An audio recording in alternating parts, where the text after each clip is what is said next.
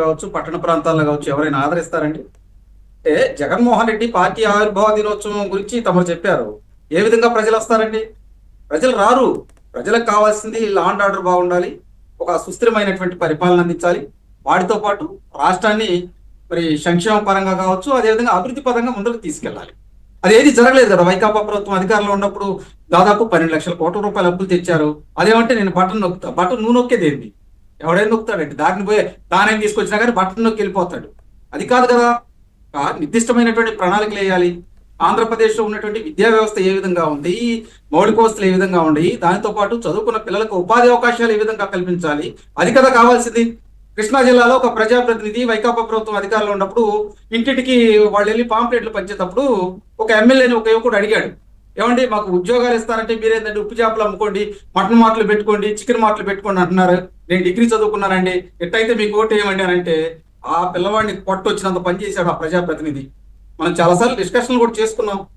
కాదండి, ప్రజలు ఓటు అనేటువంటి ఒక ఆయుధం ద్వారా ఒక సక్రమమైనటువంటి నాయకుడిని ఎన్నుకుంటారు. ఎన్నుకున్నప్పుడు ఖచ్చితంగా ప్రశ్నిస్తారు.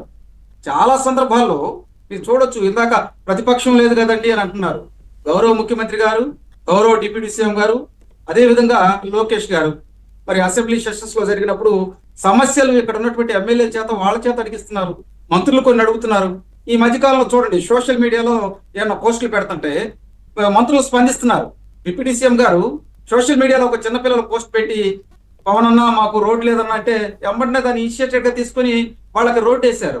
దాని తర్వాత నిన్నగాక మొన్నండి మరి పిల్లలకు స్కూళ్ళల్లో ఆహారం బాగోలేదని ఒక పోస్ట్ వస్తే మరి దాని లోకేష్ గారు ప్రెస్టీజియస్ గా తీసుకున్నారు.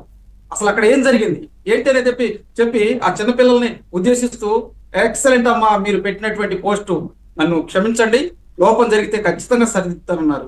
ఇక ఇక్కడ ప్రతిపక్ష పాత్ర కూడా పాలకపక్షం వాళ్ళే వహిస్తున్నారు కదండి.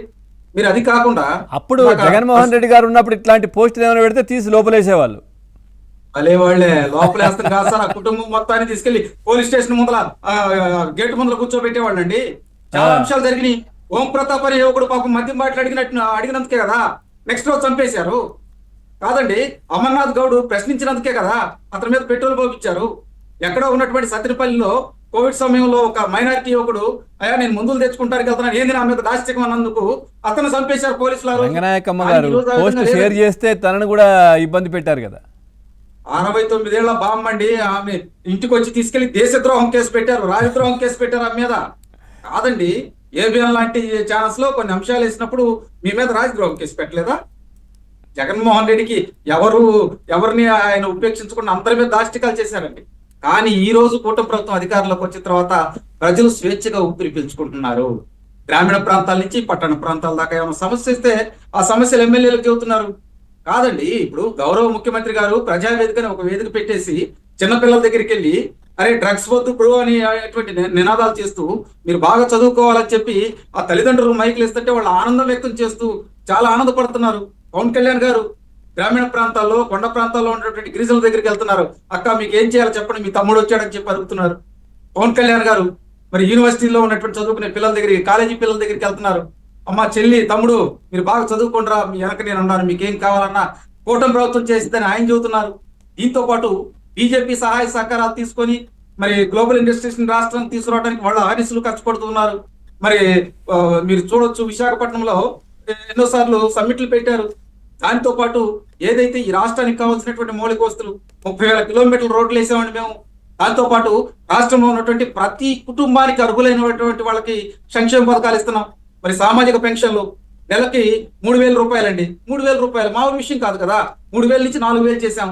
పైపెచ్చు అధికారంలో రావడంతో 7,000 రూపాయలు చేసేసాం. అవన్నీ కూడా వాళ్ళకి ఇయటం జరిగింది. ఆడిన మాట తప్పనటువంటి ప్రభుత్వం కూటమి ప్రభుత్వం అండి. 33,000 కోట్ల రూపాయలు ఒక పెన్షన్లకే ఇస్తున్నామండి. భారతదేశంలో ఏ రాష్ట్రంలో కూడా పెన్షన్లు 4,000 రూపాయల నుంచి 15,000 రూపాయల దాకా ఎక్కడ ఉండేయండి. దీనితో పాటు అర్హులైన ప్రతి వ్యక్తికి సంక్షేమ పథకాలు అందాలి. దీంతో పాటు ప్రధానంగా చూసినప్పుడు ఇందాక గాది వెంకటేశ్వరరావు గారు చెప్పుకుంటూ వచ్చారు, ఏమండి కుటుంబంలోనే చిన్న చిన్న మనస్పర్ధలు ఉంటాయండి. 3 పార్టీలు కలిశారు, కోట్ల మంది కార్యకర్తలు ఉంటారు. ఈ కార్యకర్తల మనోభావాల్లో చిన్న చిన్న లోపాలు ఉండొచ్చు, అవి కాదు కదా ఎప్పటికప్పుడు మనం సరి చేసుకుంటా ఉంటాం. ఇప్పుడు పదవుల కోసమే పార్టీల్లోకి వచ్చే వాళ్ళ యొక్క యాటిట్యూడ్ వేరుగా ఉండిద్ది. ప్రజా సేవ చేయాలి, దాంతో పాటు ప్రజలకు ఆమోదయోగ్యంగా ఉండాలి, లా అండ్ ఆర్డర్ బాగుండాలి, దాంతో పాటు విద్యార్థులను దృష్టిలో పెట్టుకోవాలి, సంక్షేమ పథకాలు ప్రజలకు అందియాలి, ఒకవైపున అభివృద్ధి చేయాలి. మీరు చూడొచ్చు, ఒకసారి అమరావతి ప్రాంతంలో చూడండి, 60,000 కోట్ల రూపాయల పనులు జరుగుతున్నాయండి. ఆ అమరావతి ప్రాంతంలో ఎవరైనా వచ్చినప్పుడు దేదీప్యమానంగా అక్కడ ఉన్నటువంటి లైట్లు తెల్లవారులు వెలుగుతూ ఉంటాయి. ఎంతో మంది కార్మికులు అక్కడ పనిచేస్తూ ఉన్నారండి పక్క రాష్ట్రాల నుంచి వచ్చి. నేను ఏమంటానంటే, కూటమి ప్రభుత్వంలో ఉన్నటువంటి ఒక గొప్ప ఉద్దేశం ఏంటంటే, ప్రజల చేత ప్రజల కొరకు ఎన్నుకోబడేటువంటి ప్రభుత్వాలు ప్రజలకు జవాబుదారీతనంగా ఉండాలి.